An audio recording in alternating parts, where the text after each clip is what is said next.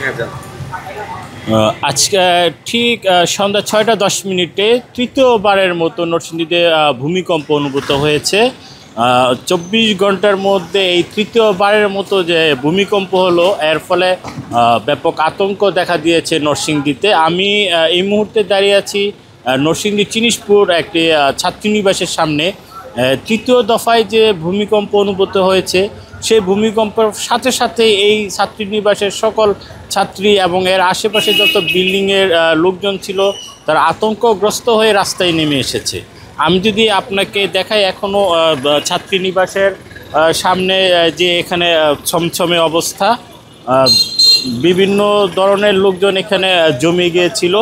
এই মুহূর্তে ছাত্রীনিবাসের সামনে খুব লোকজন অপেক্ষা করছে যে কি হয়েছে। আমরা কথা বলেছি ছাত্রীনিবাসের দায়িত্বে যারা ছিল, ইনচার্জ নিরাপত্তার দায়িত্বে যারা ছিল, তারা যেমনটা জানিয়েছেন যে তৃতীয়বারের মতো ভূমিকম্প হওয়ায় তারা সবাই খুব আতঙ্কগ্রস্ত হয়ে রাস্তায় নেমে এসেছিল।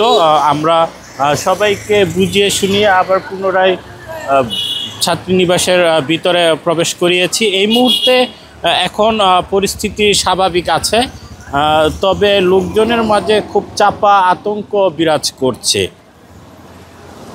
তৃতীয়বারের মতো এই যে ভূমিকম্প নরসিংদীতে অনুভূত হলো, তা নিয়ে উদ্বেগ উৎকণ্ঠায় এখন মানুষ। আমরা জেলা প্রশাসনের কর্তা ব্যক্তিদের সাথে কথা বলে জেনেছি তৃতীয়বারের মতো যে ভূমিকম্প হয়েছে তার ক্ষয়ক্ষতি এবং এর ঘটনায় কি হয়েছে তা নির্ধারণের জন্য তারা সর্বোচ্চ চেষ্টা করেছে, এবং এখানকার যত জাতীয় জরুরি সেবার যে সংস্থাগুলি আছে তাদের সবাইকে সতর্ক করে দেওয়া হয়েছে যেন যে কোনো ধরনের অনাকাঙ্ক্ষিত এবং দুর্ঘটনার ঘটনায় সাথে সাথে রেসপন্স করা যায়।